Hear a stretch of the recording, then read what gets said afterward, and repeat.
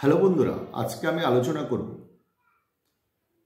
আপনি ইতিবাচক মনোভাব সম্পন্ন মানুষকে চিনবেন কি করে। That means how do you recognise people with a positive attitude. যে কোনো পজিটিভ মনোভাবযুক্ত মানুষ আপনাকে চিনতে হলে আপনাকে দুটোর মধ্যেই পজিটিভ এবং নেগেটিভ দুটোর মধ্যে কম্পেয়ার করা শিখতে হবে। সেটা হলো কি, ধরুন আপনি যদি একজন অসুস্থ রোগীকে না দেখেন তাহলে আপনি একজন সুস্থ রোগী কোনটা তাহলে আপনি বুঝবেন কি করে। ঠিক সেরকমভাবে আপনি যদি কারো মধ্যে নেতিবাচক মনোভাব মানে নেগেটিভ অ্যাটিটিউড না দেখেন তাহলে তার পজিটিভ অ্যাটিটিউড দেখাটাও কিন্তু দুঃসাধ্য। তাহলে আমাদের একটা জিনিস সবসময় মাথায় রাখতে হবে যে আমরা তাহলে পজিটিভ অ্যাটিটিউড সম্পর্ক মানুষ চিনব কিভাবে। সেটা চেনার কয়েকটি বৈশিষ্ট্য রয়েছে। সেই মানুষটি হবে নিরহংকার, সেই মানুষটি সবসময় পরোপকারী হবে,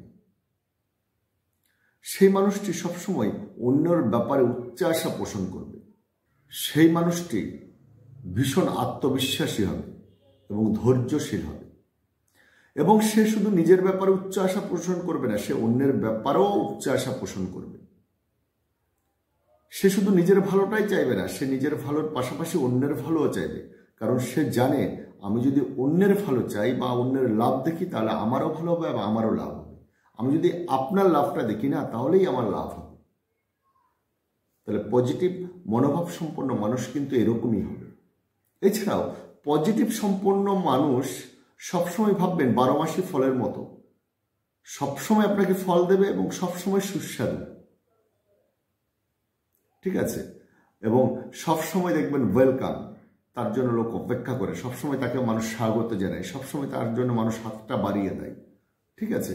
তাহলে আপনি যদি নিজের মধ্যেও সেই গুণগুলো রপ্ত করতে চান তাহলে আজকে থেকে আপনার চিন্তাধারা বদল করতে হবে।